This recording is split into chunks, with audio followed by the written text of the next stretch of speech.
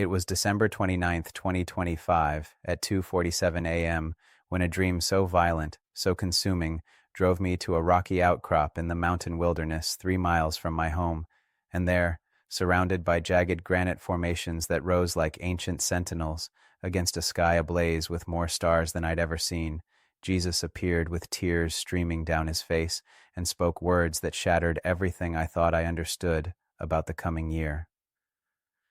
Jonathan, 2026 is not like usual. What's coming will separate the wheat from the chaff in ways my church is not prepared for.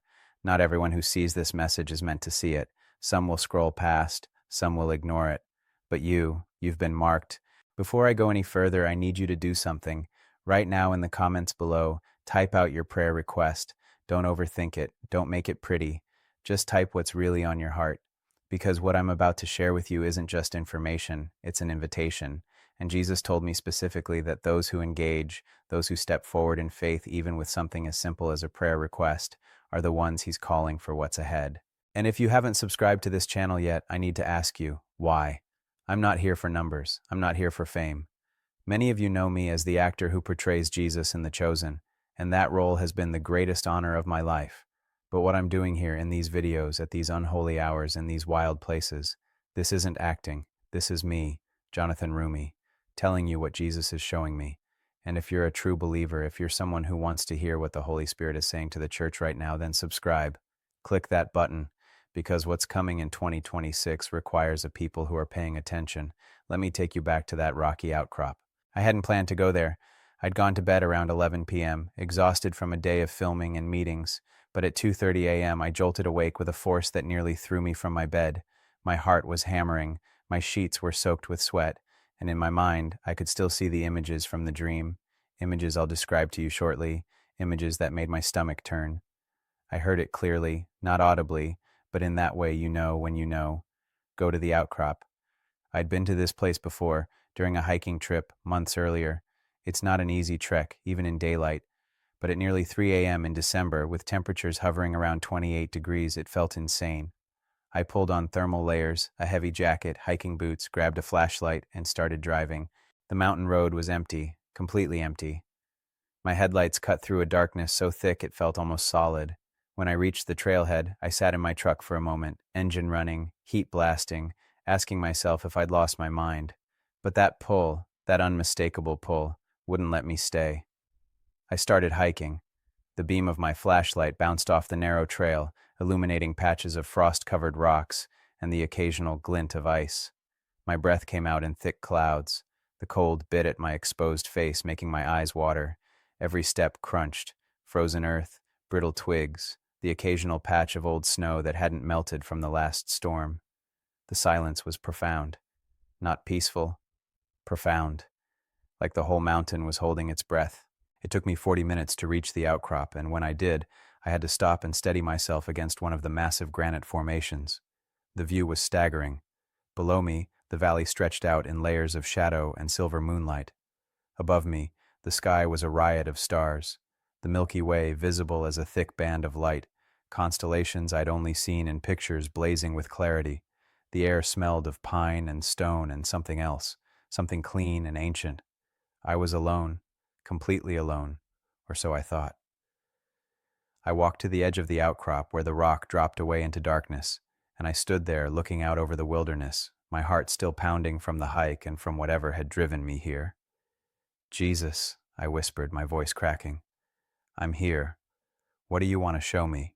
The wind picked up immediately, not gradually, immediately.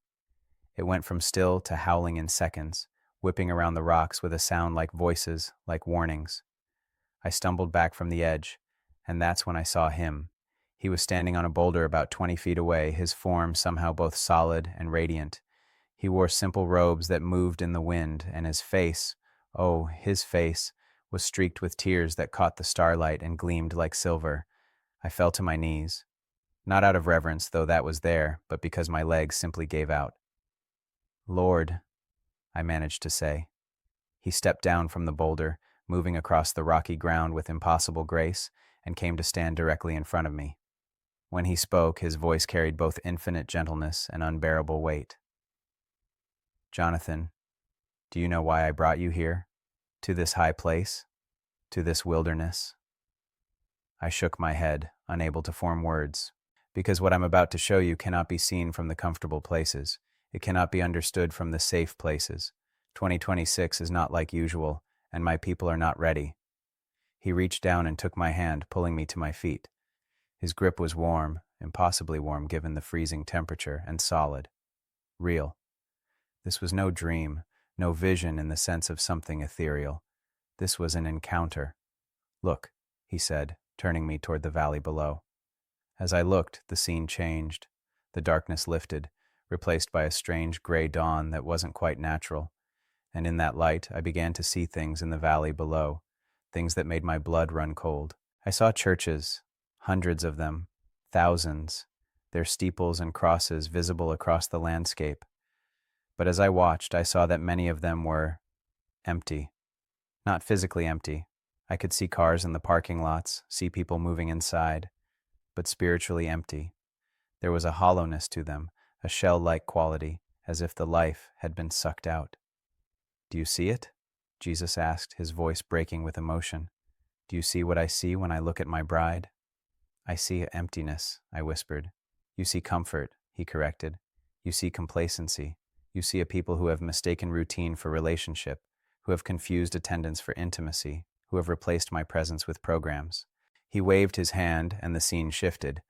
Now I saw individual people, faces I didn't recognize but somehow knew represented millions. I saw a man sitting in a church pew checking his phone during worship. I saw a woman leading a Bible study, speaking words she didn't believe in her own life. I saw a pastor in his office, more concerned with next Sunday's attendance numbers than with the condition of his own soul. 2026 is not like usual, Jesus said again, and this time his voice carried an edge of something that terrified me, not anger, but holy determination. What's coming will require a people who know my voice, not people who know about me, not people who can quote scripture, but people who know my voice in the dark, in the wilderness, in the places where all the props are stripped away.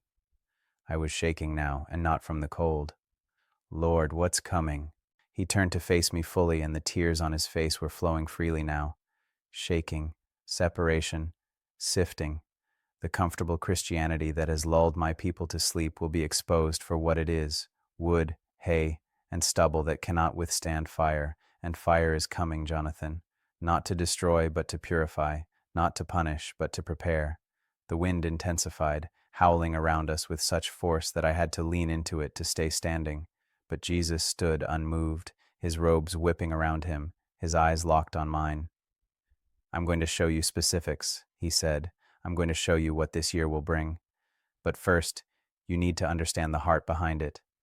I am not doing this because I'm angry with my church. I'm doing this because I love my church too much to let her continue in delusion.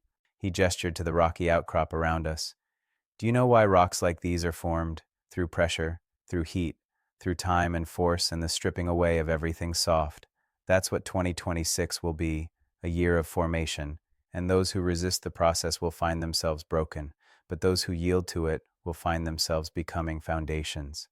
I need to pause here and speak directly to you, whoever's watching this. I know this sounds intense, I know it sounds extreme, but I'm telling you exactly what I saw, exactly what he said, and here's what you need to understand. The comfortable Christianity that most of us have been practicing isn't going to cut it for what's ahead. It just isn't. We've been playing church, we've been playing worship, we've been playing devotion, and Jesus is about to flip over the tables, not in anger but in love, because he needs a people who are actually ready for what he's preparing to do. Back on that outcrop, Jesus showed me the first specific example.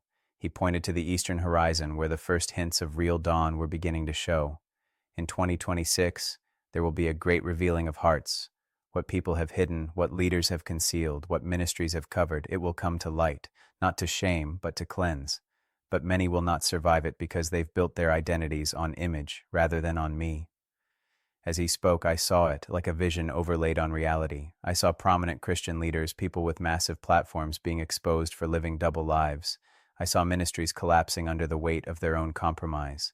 I saw churches splitting as hidden agendas came to light. But I also saw something else. I saw small groups of people, ordinary people, not famous, not influential by worldly standards, gathering in homes and parks and places like this rocky outcrop, and they were glowing, actually glowing with a light that seemed to come from within. And Jesus was with them, not symbolically, actually with them. "These are my remnant," he said softly. "These are the ones who will carry my presence in 2026, not the ones with the biggest platforms, not the ones with the most polished presentations, but the ones who have learned to meet me in the wilderness, who have learned to hear my voice above the noise, who have chosen intimacy over influence." My mind was reeling. Lord, how do people become part of that remnant? How do they prepare? He smiled then, and it was like the sun breaking through clouds. "That's why I brought you here tonight, Jonathan. That's why I'm speaking this now at the end of 2025. There's still time. Not much, but enough. Enough for those who will actually respond." He walked to the edge of the outcrop and sat down on the rock, his legs dangling over the drop. He patted the stone beside him, inviting me to join him. I did, my heart in my throat, as I looked down at the dizzying height. "The first thing they need to understand," he said, looking out over the valley as the dawn light grew stronger, "is that 2026 will expose what they're really built on. If they're built on feelings, those feelings will fail them. If they're built on other people's faith, those people will disappoint them. If they're built on circumstances, those circumstances will shift. But if they're built on me, on actual, intimate, tested relationship with me, they'll stand." The temperature was rising slightly as dawn approached, but I was still cold, still shaking. Jesus noticed and put his arm around my shoulders, and immediately warmth flooded through me. "I'm going to give you 3 nights," he said. 3 encounters. Tonight, I've shown you the overview, the heart behind what's coming. Tomorrow night, I'll show you the specifics, what to expect, how to recognize it, what it will look like in real time. And the 3rd night, I'll show you the way through, how to not just survive 2026, but to thrive in it, to become part of what I'm doing rather than a casualty of what I'm shaking. He stood, pulling me up with him. The sun was cresting the horizon now, painting the sky in shades of gold and pink and orange. The rocky outcrop, which had seemed so harsh and forbidding in the darkness, was now revealed in all its rugged beauty, ancient stone shaped by wind and weather standing firm against time. "This is what I'm forming," Jesus said, gesturing to the rocks around us. "A people who can stand, a people who can't be shaken, a people who know me not just in the mountaintop experiences, but in the wilderness, in the dark, in the places where everything else falls away." He turned to face me one last time, his hands on my shoulders. "Go home. Rest. Process what you've seen. But come back tomorrow night. Same time. Same place. Because what I'm going to show you next will require everything you've learned tonight to bear." And then he was gone. Not gradually. Just gone. And I was alone on the rocky outcrop, with the sun rising over the valley and the wind still whispering around the stones. I stood there for a long time, maybe 20 minutes, just trying to process what had happened. My phone said it was 5:43 a.m. I'd been on that outcrop for over 2 hours, but it had felt like both minutes and days. The hike back down was surreal. The trail that had been treacherous in the dark was now clearly visible. Birds were beginning to sing. The frost was melting in the morning sun. Everything looked normal, ordinary, beautiful. But I knew that nothing was ordinary anymore. Listen to me. If you're still watching this, if you've made it this far, it's not an accident. Jesus told me that this message would find the people it's meant for. He told me that some would scroll past, some would mock, some would dismiss it as dramatics or delusion, but others, you, would recognize his voice in these words. 2026 is not like usual. It's not going to be business as usual in your faith, in your church, in your walk with God. Something is shifting, something is coming, and the question isn't whether it's going to happen, it's whether you're going to be ready for it. Tomorrow night, I'm going back to that outcrop, and I'm going to share with you what Jesus shows me in that second encounter, the specifics, the details, the things that will help you recognize what's happening as it unfolds. But right now, today, I need you to do something. I need you to get alone with God, not in your usual prayer time, not in your comfortable spot, but somewhere that costs you something, somewhere that requires you to push past comfort. And I need you to ask him one question. Am I ready for what you're about to do? Don't ask him to confirm what you already believe. Don't ask him to make you feel better. Ask him for truth. Ask him to show you where you're built on sand instead of rock. Ask him to reveal where you've substituted routine for relationship, because 2026 is coming whether we're ready or not, and Jesus is offering us these final days of 2025 to prepare. I'll see you tomorrow night when I share part 2 of this encounter. Until then, stay in prayer, stay alert, and remember, you've been marked for this message. That's not a small thing. That's a holy thing. It was December 30th, 2025, at 2:15 a.m. when I found myself driving back up that mountain road. But this time, everything felt different. The pull wasn't just spiritual, it was physical, like a rope tied around my chest, drawing me back to that rocky outcrop. And when I arrived, surrounded by the same jagged granite formations now covered in a thin layer of fresh snow that had fallen during the day, Jesus was already waiting, standing at the very edge of the precipice with his back to me, looking out over a valley that seemed to pulse with an otherworldly light, and before I could even speak, he said without turning, "Tonight I show you what the shaking will look like. Tonight you see the specifics. And Jonathan, what I'm about to reveal will terrify you, but it will also set you free." The temperature had dropped even further than the night before. My weather app had shown 19 degrees when I left my house, but up here on the exposed outcrop with wind chill, it had to be near zero. Yet the moment I stepped onto that rocky platform, I felt that same supernatural warmth I'd experienced when Jesus had put his arm around me the previous night. The snow crunched under my boots as I approached him. The stars were somehow even more brilliant than before, and the moon, nearly full, cast everything in sharp silver relief. Every rock, every crevice, every twisted pine tree clinging to the mountainside was visible in stunning detail. "Lord," I said softly, stopping about 10 feet behind him, "I came back." He turned then, and I saw that his face, while still marked with tears, held something else tonight, a fierce determination, a holy intensity that made me catch my breath. "I knew you would," he said, "because you're one of the ones I'm calling, one of the ones who will carry what I'm about to release in 2026. He gestured for me to come stand beside him at the edge. I'm going to be honest with you, standing at the edge of a cliff in near total darkness is terrifying enough. But standing there with Jesus, knowing he was about to show me things that would shake my understanding of everything, was almost more than I could bear. My legs trembled as I took my place beside him. "Last night," he began, his voice carrying clearly despite the wind that had begun to pick up, "I showed you the overview. I showed you that my church has become comfortable, complacent, built on sand instead of rock. Tonight, I'm going to show you specifically what the shaking will look like. And I need you to understand something first. Everything I'm about to show you is motivated by love, not judgment, not punishment. Love." He pointed down into the valley, and once again the scene transformed. But this time it was more vivid, more detailed, more real than before. It was like watching events unfold in real time, like being given a window into the future. "The first shaking," Jesus said, his voice heavy with emotion, "will come through exposure.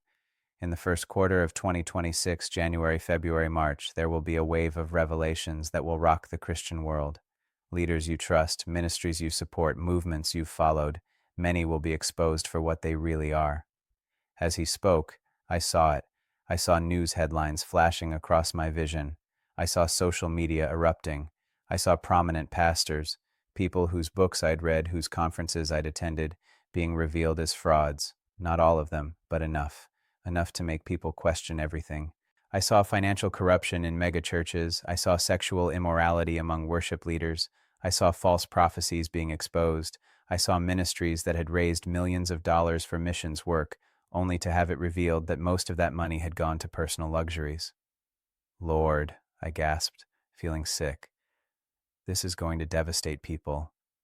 "Yes," he said simply. "It will, and it needs to.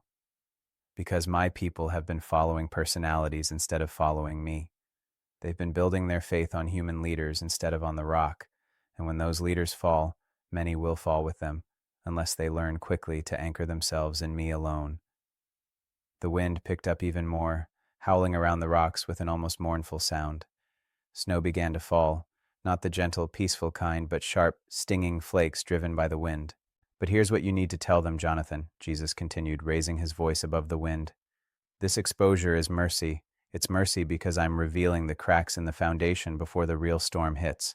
I'm showing my people where they've placed their trust unwisely, so they can shift that trust to me before it's too late." He turned to face me fully, gripping both my shoulders. "The ones who will survive this first shaking are the ones who respond correctly, not the ones who become cynical, not the ones who leave the faith entirely, not the ones who just find new leaders to idolize, but the ones who finally learn to seek my face for themselves." I was shaking now, and not from the cold. What comes after the exposure? His expression grew even more serious. The second shaking comes through division, and this one will be harder because it will hit closer to home. He released my shoulders and walked across the outcrop to a large, flat boulder. He sat down on it, and I followed, sitting beside him. From this vantage point, we could see even more of the valley below, and the vision continued to unfold. In the spring and summer of 2026, he said, there will be a great dividing, not just in the church at large, but in individual congregations, in friend groups, and families. People will be forced to choose. Will they follow me into the wilderness, into the unknown, into the uncomfortable places where I'm moving? Or will they cling to the familiar, the safe, the comfortable? I saw it happening. I saw churches splitting, not over theology or worship styles, but over something deeper, over whether to pursue God's actual presence or to maintain religious comfort. I saw friendships ending. I saw families fractured. I saw people who had worshiped together for decades suddenly unable to be in the same room. This sounds awful, I whispered. It is awful, Jesus agreed, but it's also necessary. Jonathan, I said, I came to bring a sword to divide households. My words, not comfortable Christian platitudes. And in 2026, that sword will be unsheathed in a way your generation hasn't seen, because I'm preparing a bride, and she needs to be separate from the world, including the religious world that has compromised with the world's values. He stood and walked to another part of the outcrop, where a small pine tree grew impossibly out of a crack in the rock. He touched its branches gently. See this tree? He asked.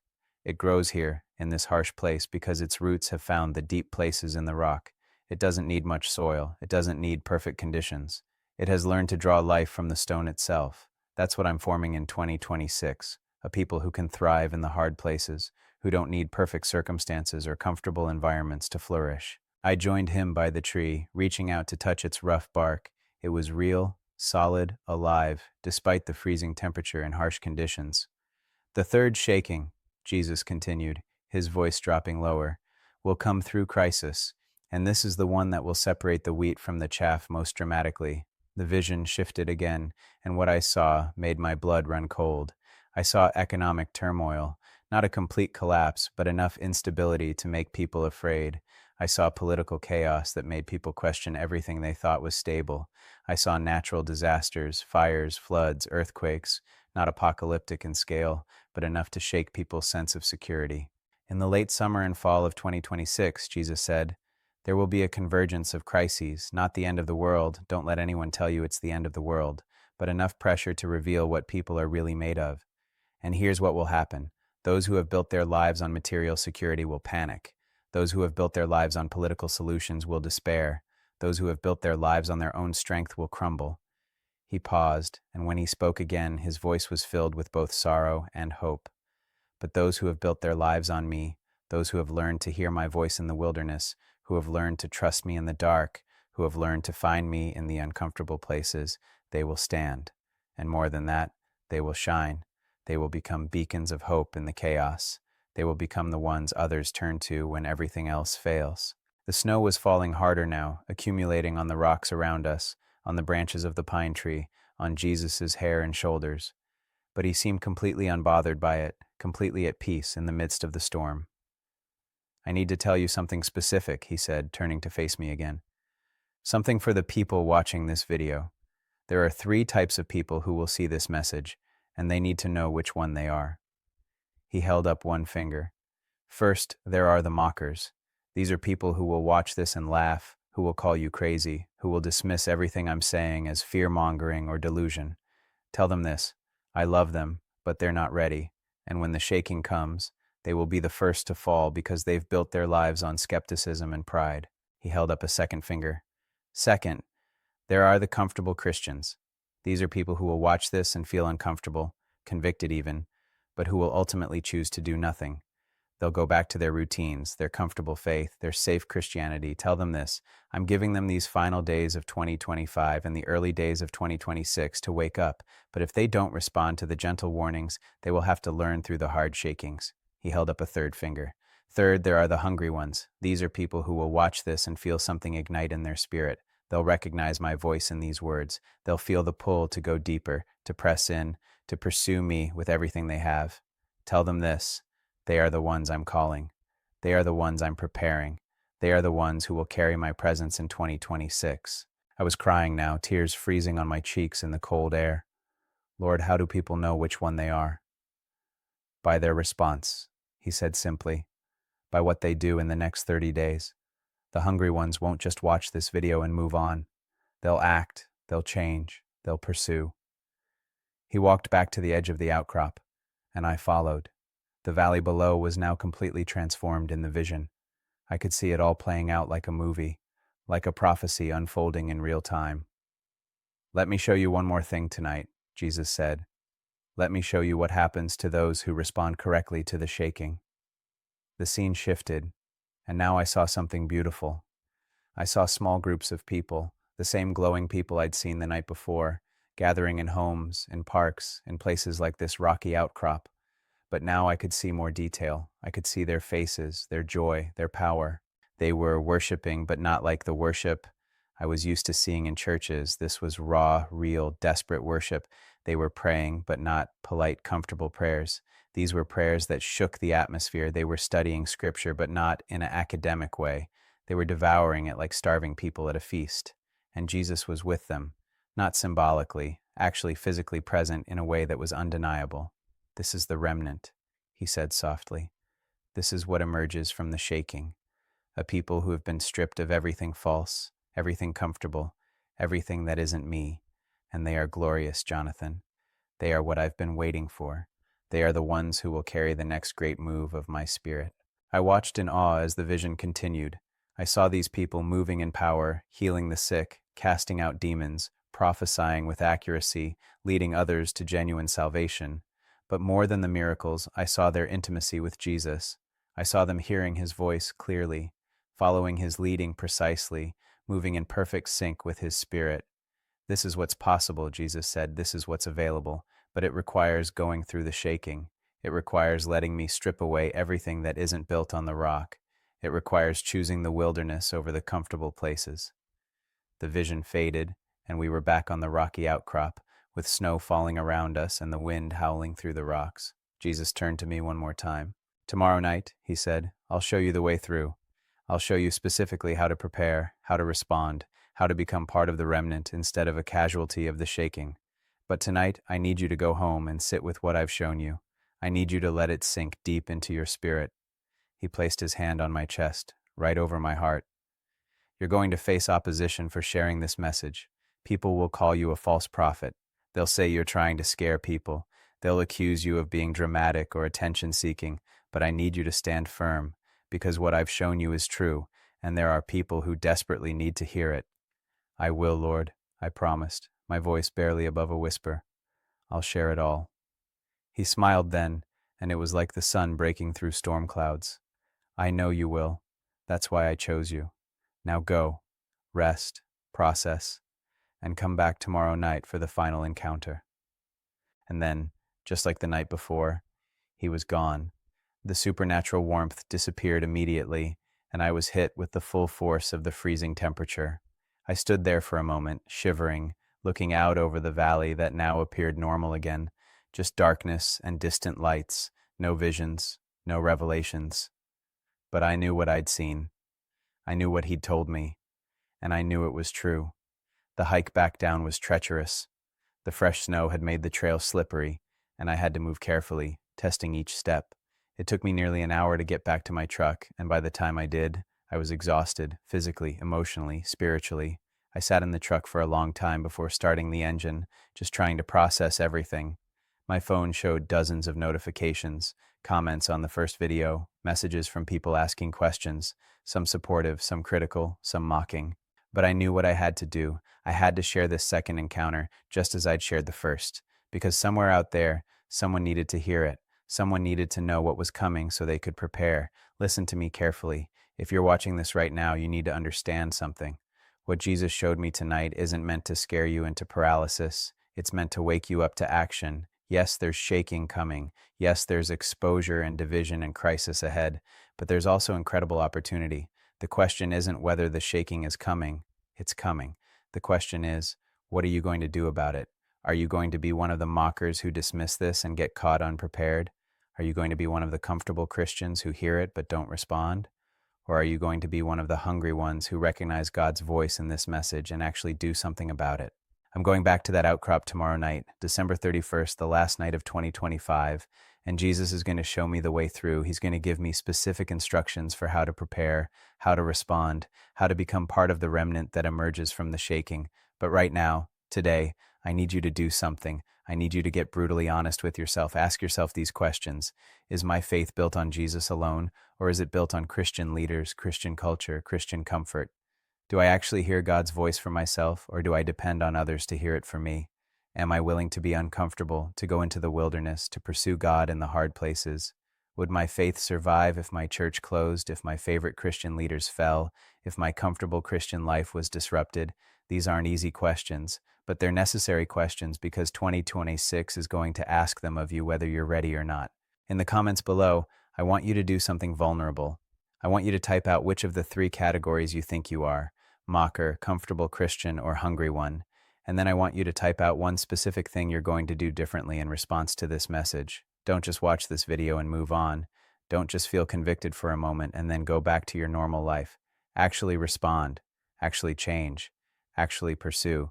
Because Jesus told me specifically that the people who engage, who respond, who take action, those are the ones he's marking for what's ahead. Tomorrow night, I'll share the final encounter.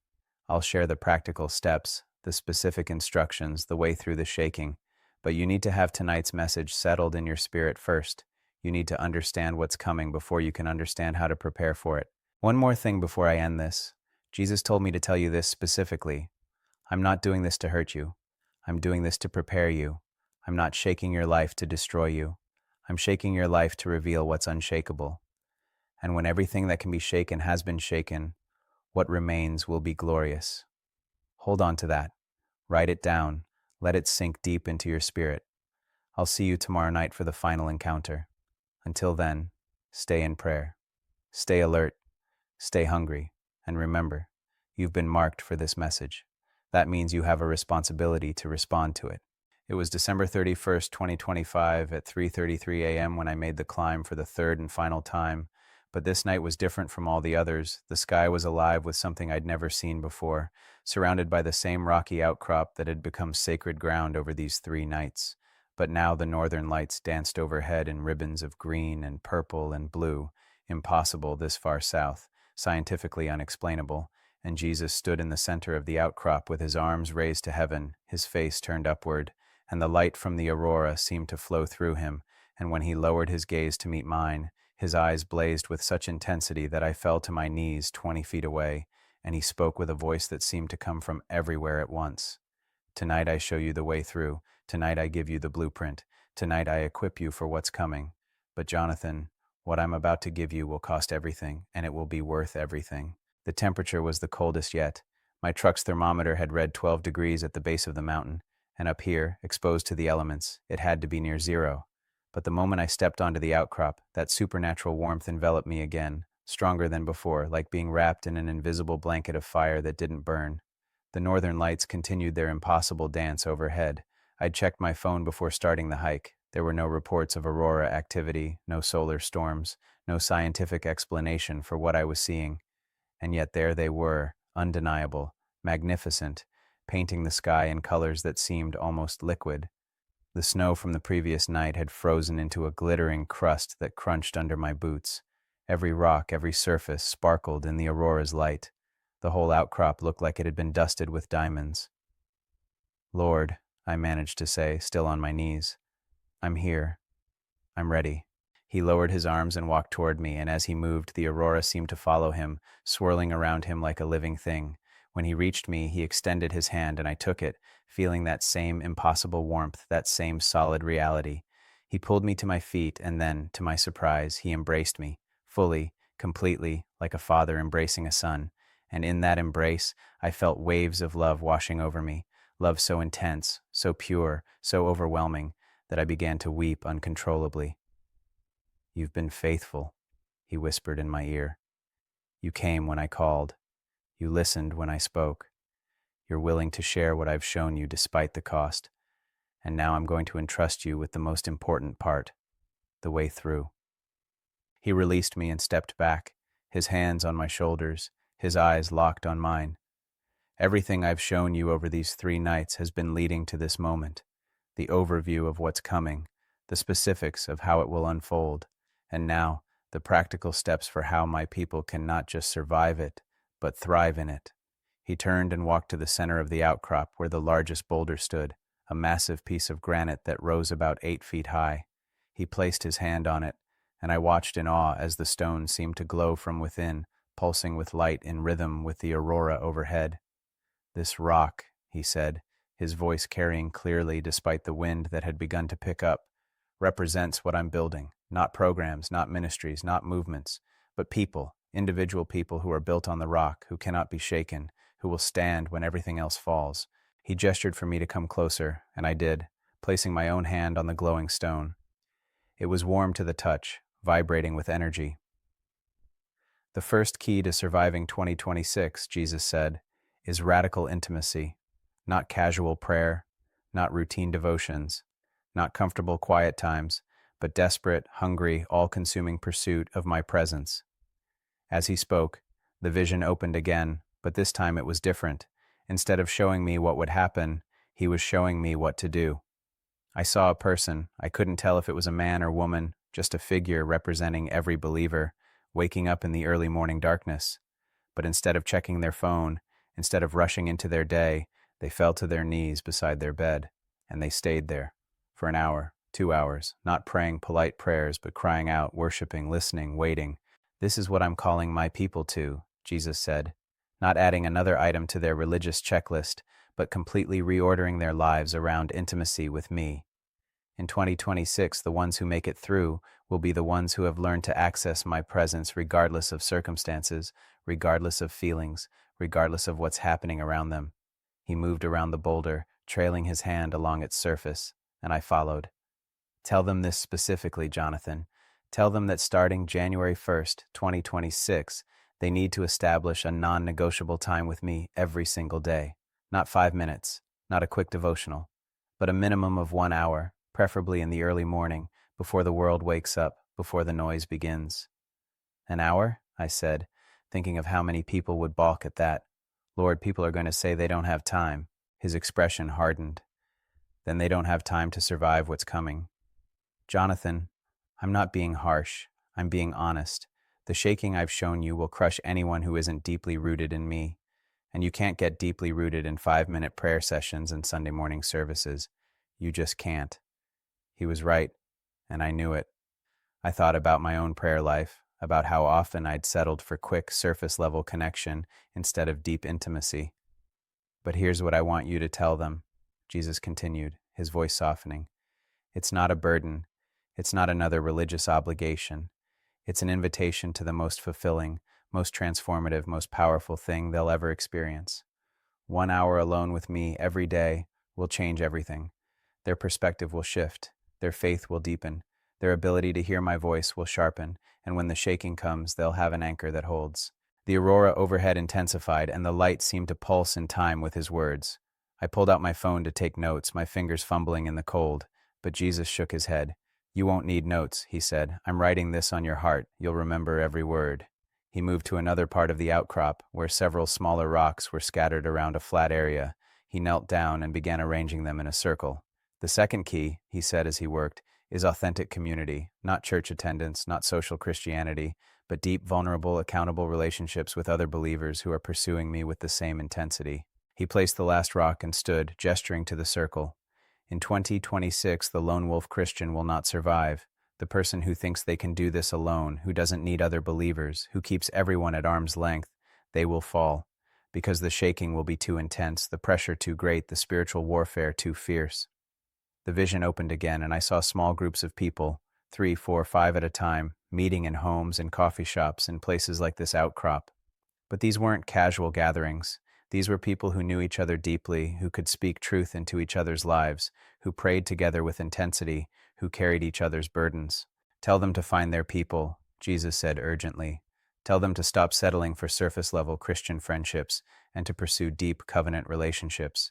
Tell them to find 2 or 3 others who are hungry for me, who are willing to be vulnerable, who are committed to speaking truth in love, even when it's uncomfortable.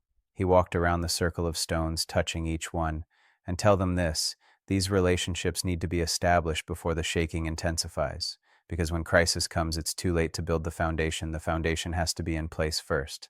I thought about my own relationships, about how many of them were surface level, how few people really knew me, really knew my struggles, really had permission to speak into my life.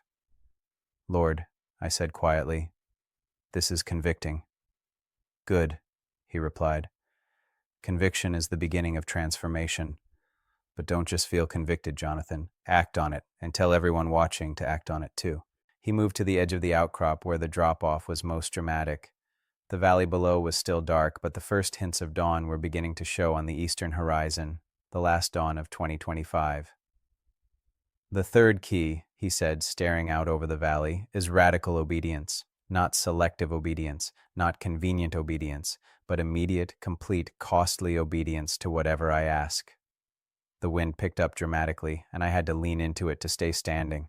Jesus stood unmoved, his robes whipping around him, his hair blown back from his face.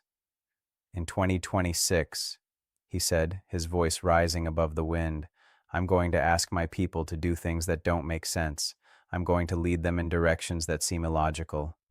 I'm going to require sacrifices that feel unreasonable, and the ones who obey immediately, without arguing, without negotiating, without waiting for it to make sense, those are the ones who will be positioned for what I'm doing. The vision opened once more, and I saw examples. I saw a person being prompted to give away money they thought they needed. I saw someone being called to leave a comfortable job for an uncertain future. I saw people being led to move to new cities, to start new ministries, to end toxic relationships, to make radical changes. And in every case, those who obeyed immediately were positioned perfectly for what came next. They were in the right place at the right time. They had the resources they needed. They were protected from disasters that hit those who had delayed or disobeyed. This is crucial, Jesus said, turning to face me. Tell them that in 2026, delayed obedience is disobedience. Tell them that when they hear my voice, and they will hear it if they're spending that hour with me every day, they need to act immediately, not after they've figured it all out, not after they've made it comfortable, not after they've gotten everyone's approval. Immediately. He walked back to the center of the outcrop and stood beside the large glowing boulder. These three keys, radical intimacy, authentic community, and radical obedience, these are the foundation. But there are specific practices I want them to implement starting January 1st. He held up one finger. First, the daily hour. I already mentioned this, but I need to be more specific. Tell them to set their alarm for an hour earlier than usual. Tell them to find a place where they won't be disturbed, a closet, a basement, a car, wherever. Tell them to bring their Bible, a journal, and nothing else. No phone except for a Bible app if needed, and even then it should be on airplane mode. He held up a second finger. Second, a weekly fast. Tell them to choose one day a week. I recommend Fridays, and fast from at least one meal, preferably two. Not as a religious duty, but as a way of creating space for me, of sharpening their spiritual senses, of demonstrating that they value me more than physical comfort. He held up a third finger. Third, a monthly wilderness experience. Tell them to find a place like this, somewhere in nature, somewhere away from civilization, somewhere uncomfortable, and spend at least half a day there once a month, alone, with me, listening, waiting, encountering. He held up a fourth finger. Fourth, a daily examination. Tell them that every night before bed, they need to review their day with me. Not just a quick prayer, but a real examination. Where did they hear my voice? Where did they obey? Where did they disobey? Where did they settle for less than I wanted for them? This practice will keep them sensitive to my leading.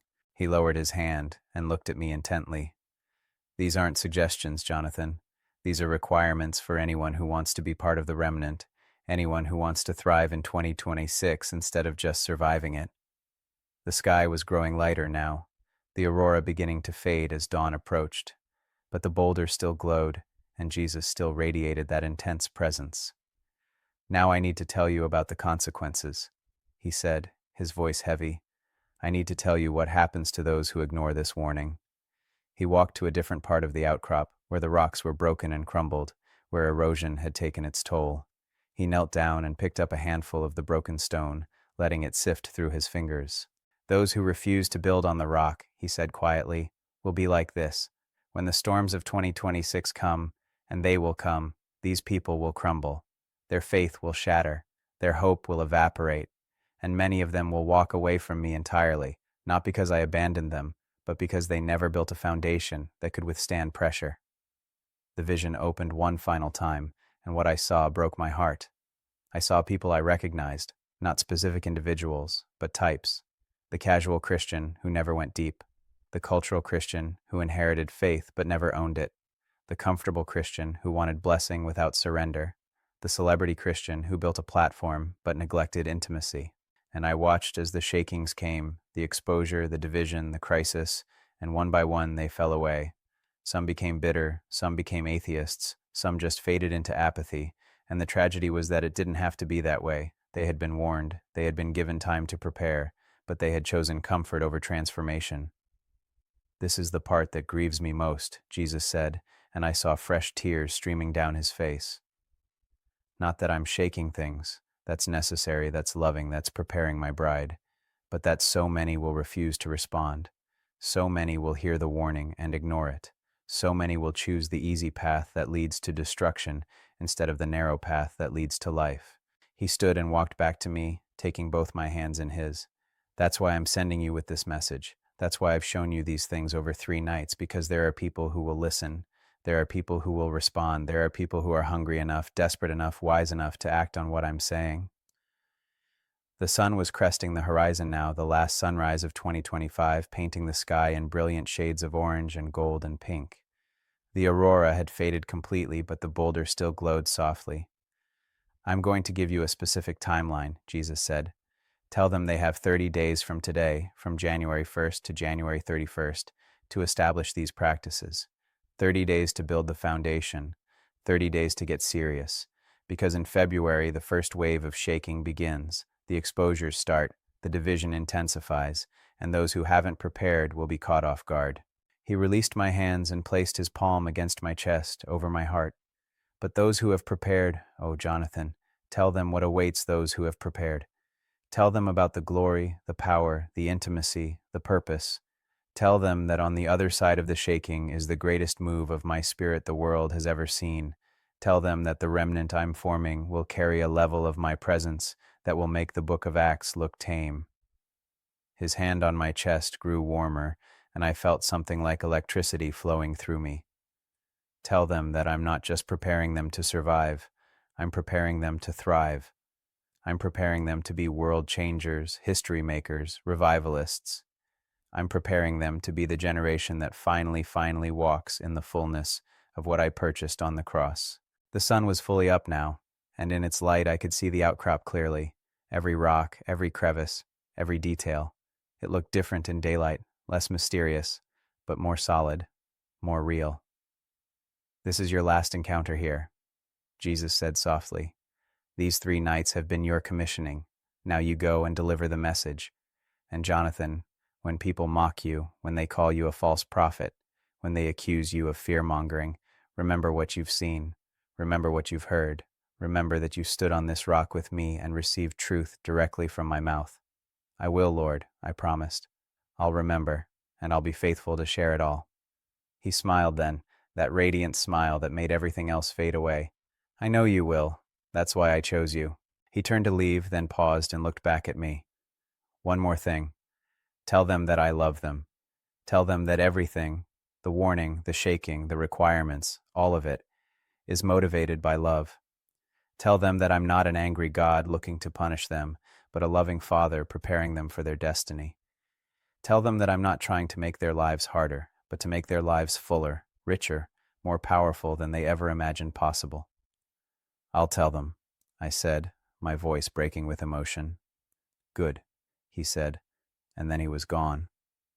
I stood there for a long time, maybe an hour, just watching the sun rise over the valley, just processing everything I'd experienced over these 3 nights. The boulder had stopped glowing, but it still felt warm when I touched it. The rocks where Jesus had stood still seemed to hold an imprint of his presence. Finally, I began the hike back down. The trail was clear in the daylight, and I could see details I'd missed in the darkness. Wildflowers growing in impossible places, birds building nests in the rocks, signs of life thriving in harsh conditions. It felt symbolic. That's what Jesus was calling us to to be people who thrive in harsh conditions, who bloom in the wilderness, who stand firm when everything else is shaking. When I reached my truck, I sat inside for a long time before starting the engine. I knew what I had to do. I had to share this final encounter. I had to deliver the message faithfully, completely, regardless of the cost. And so here I am, sharing it with you. Listen to me carefully.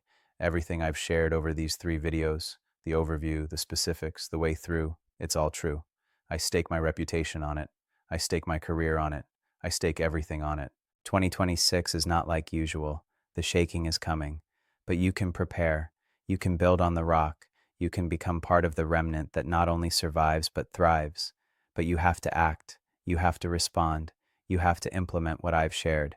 Starting tomorrow, January 1st, 2026, you need to establish that daily hour, you need to find your people for authentic community, you need to commit to radical obedience, you need to implement the weekly fast, the monthly wilderness experience, the daily examination. You have 30 days. 30 days to build the foundation before the shaking intensifies. And I'm going to be honest with you, it's going to cost you. It's going to require sacrifice. It's going to mean saying no to things you enjoy, yes to things that are uncomfortable, and completely reordering your priorities. But it will be worth it. Oh, it will be so worth it. Because on the other side of the shaking is glory. On the other side of the sacrifice is power. On the other side of the discomfort is intimacy with Jesus that will ruin you for anything less.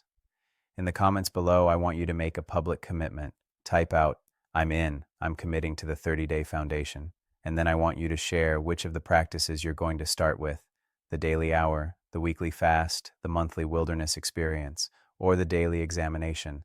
Make it public, make it real, make it a covenant between you and God that others can hold you accountable to. And then, 30 days from now, come back and report. Tell us how it went. Tell us what God showed you. Tell us how you've changed, because you're going to change. If you actually do this, if you actually implement what Jesus has shown me, you will not be the same person 30 days from now. You'll be stronger, deeper, more rooted, more ready for what's coming. Tomorrow night, I'll share the final part, the practical application, the specific steps, the detailed blueprint. But tonight, on this last night of 2025, I need you to make a decision. Are you going to be part of the remnant? Are you going to build on the rock? Are you going to prepare for what's coming? Or are you going to ignore this warning and hope for the best? The choice is yours, but choose wisely, because 2026 is coming whether you're ready or not. I'll see you tomorrow for the final part. Until then, stay in prayer, stay alert, stay hungry, and remember, you've been marked for this message. That means you have a destiny to fulfill. Don't waste it. It's January 1st, 2026, and I'm sitting here in my home, looking out at the same mountains where I encountered Jesus 3 nights in a row, and I need to tell you what's happened since that final encounter on the rocky outcrop. The sun is streaming through my window, ordinary and beautiful, and yet nothing feels ordinary anymore. Everything has changed. I have changed. And if you've watched the previous 3 parts of this series, if you've allowed the Holy Spirit to speak to you through what I've shared, then you're changing too. But change without action is just emotion. Conviction without commitment is just sentiment. And what I'm about to share with you in this final part is the practical blueprint, the specific, detailed, step-by-step guide for how to implement everything Jesus showed me, how to build the foundation in these critical 30 days, and how to position yourself to be part of the remnant that will carry his presence through the shaking of 2026. Let me start by telling you what happened when I came down from that mountain on December 31st. I went home and I couldn't sleep. Not because I was anxious or afraid, but because I was so full of what I'd experienced that sleep felt impossible. I spent the entire day in prayer, in worship, in journaling everything Jesus had shown me. And as I wrote, as I processed, I began to see the complete picture. Not just the warning, not just the shaking, but the incredible opportunity that lies ahead for those who respond correctly. That evening, as 2025 turned into 2026, I didn't go to a party. I didn't watch fireworks. I didn't make resolutions that I'd forget by February. Instead, I went back to that outcrop, not because Jesus told me to, but because I needed to. I needed to stand on that holy ground one more time, to remember, to commit, to consecrate myself to what he'd called me to. And as I stood there watching the stars come out over the valley, I felt him speak to my heart, not audibly this time, but clearly, unmistakably. Now you teach them how. So that's what this final part is. This is the how. This is the practical application. This is the 30-day blueprint that will prepare you for everything that's coming. But before I get into the specifics, I need to address something. I know that some of you watching this are skeptical. I know some of you are thinking, this is too dramatic. This is fear-mongering. This is manipulation. And I want to speak directly to you for a moment. I understand your skepticism. I really do. We live in a time when there are a lot of voices claiming to speak for God, a lot of people making predictions that don't come true, a lot of manipulation happening in the name of Christianity. And you're right to be discerning. You're right to test everything against Scripture. You're right to be cautious.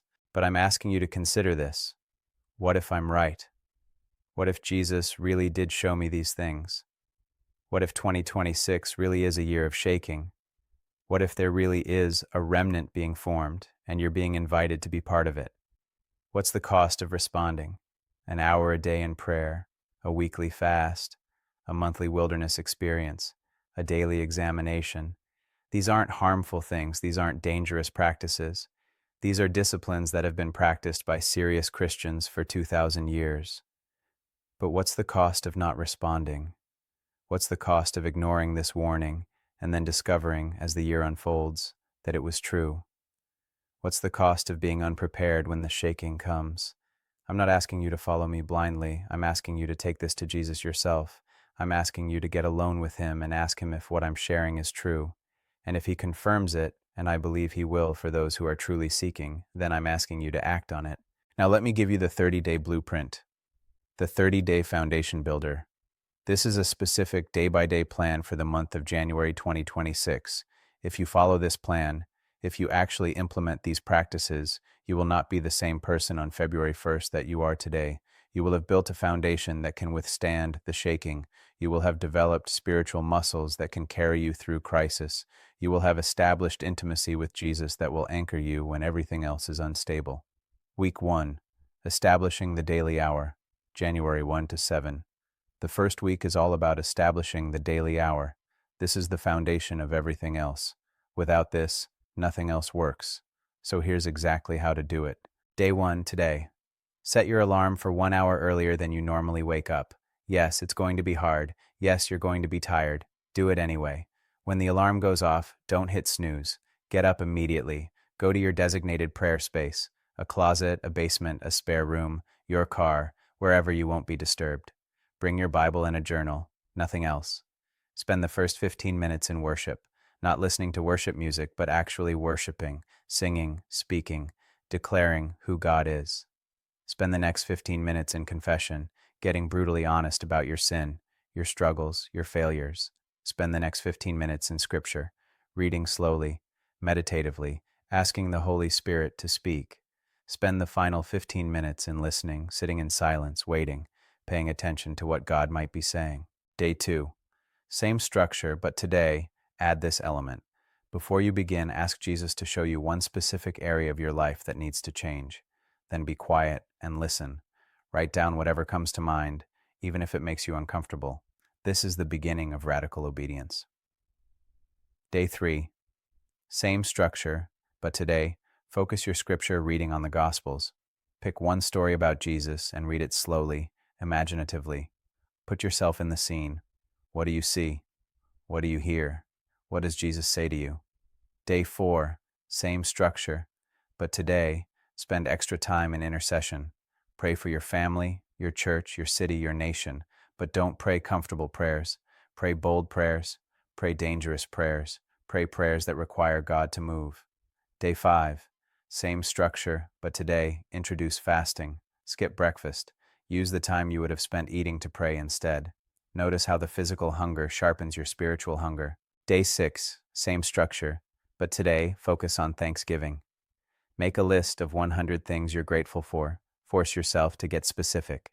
This practice will shift your perspective and remind you of God's faithfulness.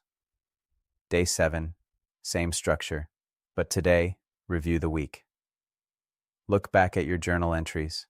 What patterns do you see? What has God been saying? What needs to change? Write out a prayer of commitment for the weeks ahead. By the end of week 1, the daily hour should be starting to feel less like a discipline and more like a necessity. You should be starting to crave that time with Jesus. You should be starting to hear his voice more clearly. Week 2, building authentic community, January 8-14.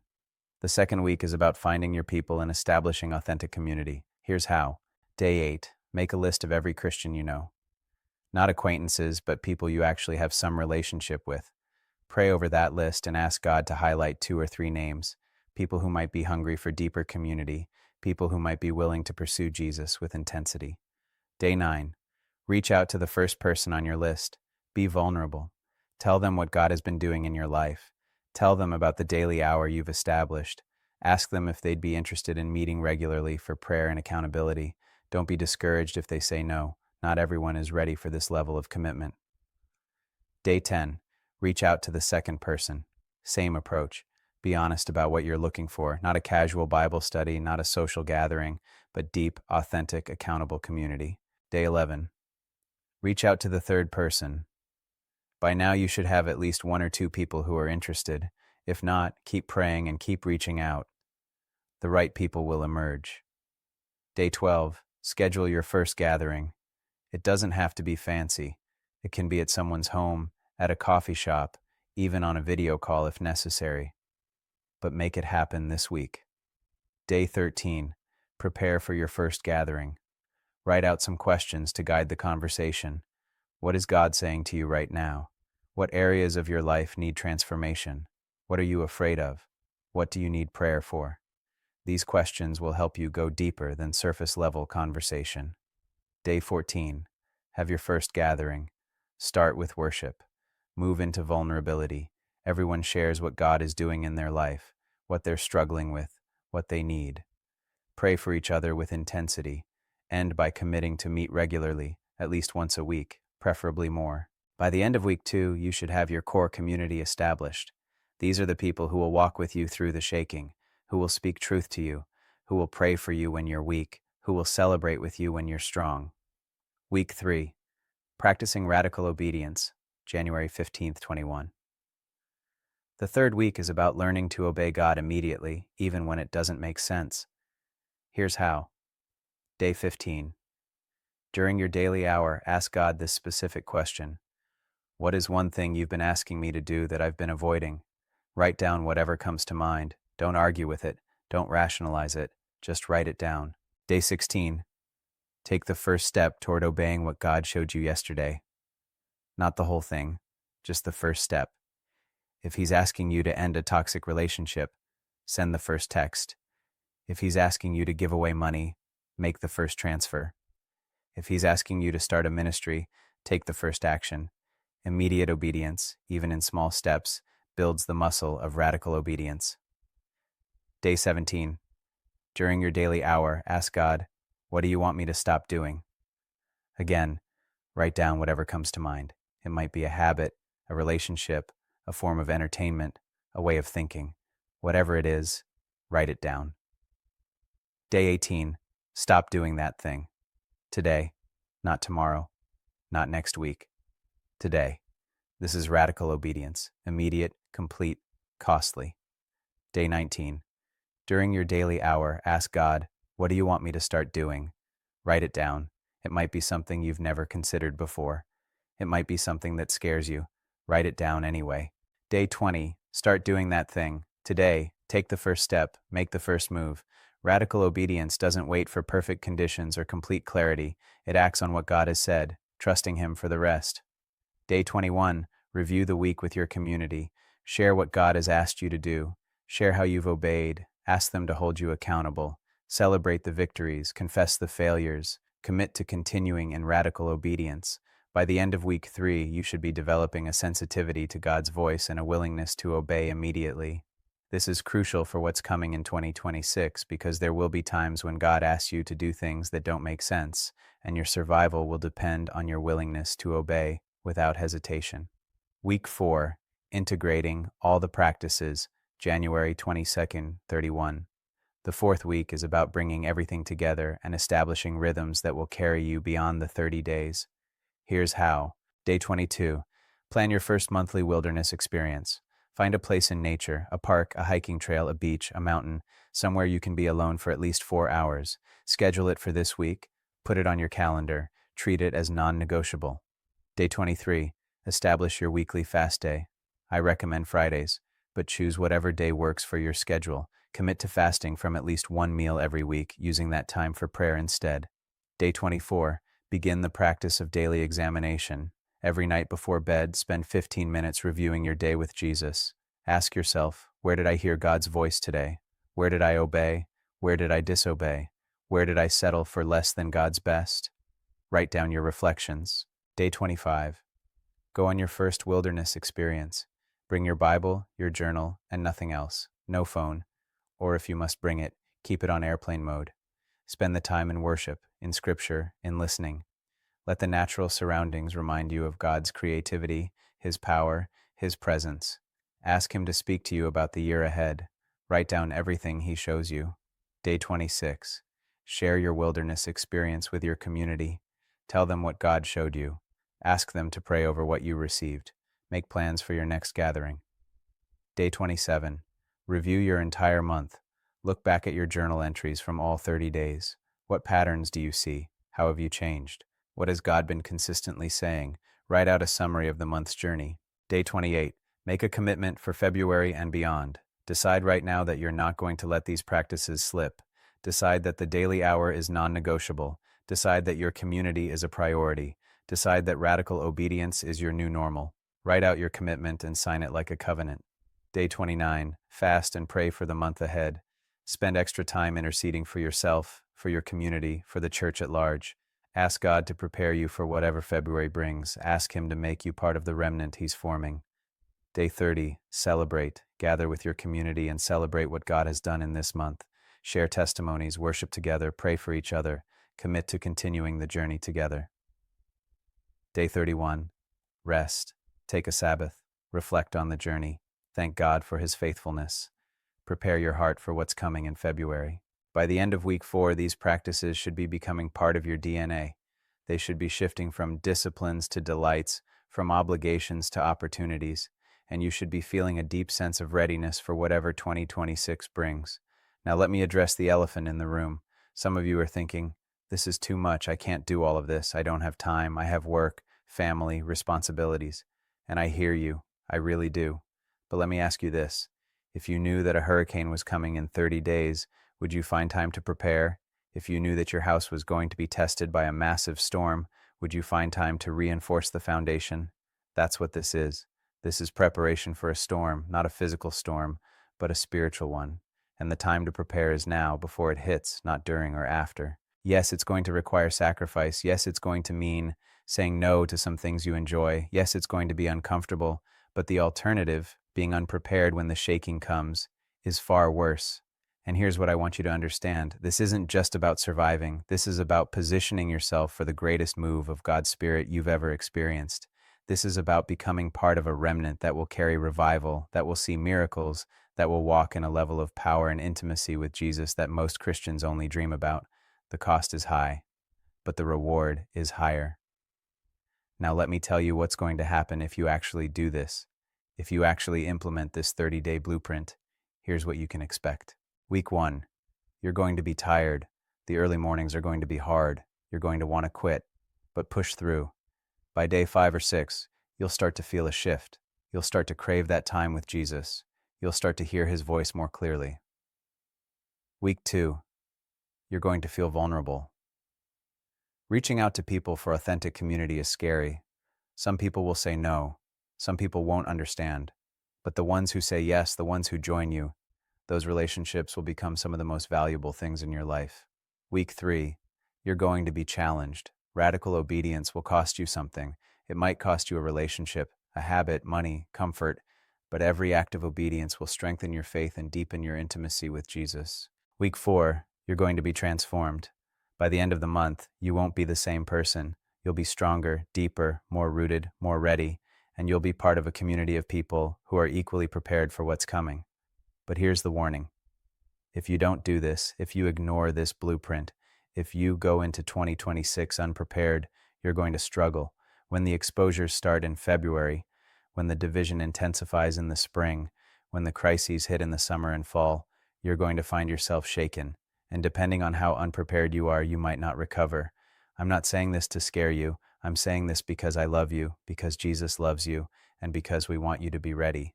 So here's my challenge to you. Right now, before you do anything else, make a decision. Are you in? Are you going to commit to this 30-day blueprint? Are you going to build the foundation? If you are, I want you to do three things. First, type in the comments below, I'm in. I'm committing to the 30-day foundation. Make it public. Make it real. Let others see your commitment so they can encourage you and hold you accountable. Second, set your alarm right now for 1 hour earlier than usual tomorrow morning. Don't wait. Don't think about it. Just do it. That's your first act of radical obedience. Third, share this video. Send it to every Christian you know. Post it on your social media. Email it to your church.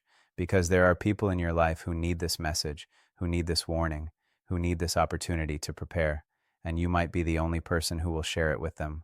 Now, I want to talk about what's coming in February. Jesus showed me that the first wave of exposure will begin in the second week of February. I don't know all the specifics. He didn't show me names or exact dates, but I know it's coming.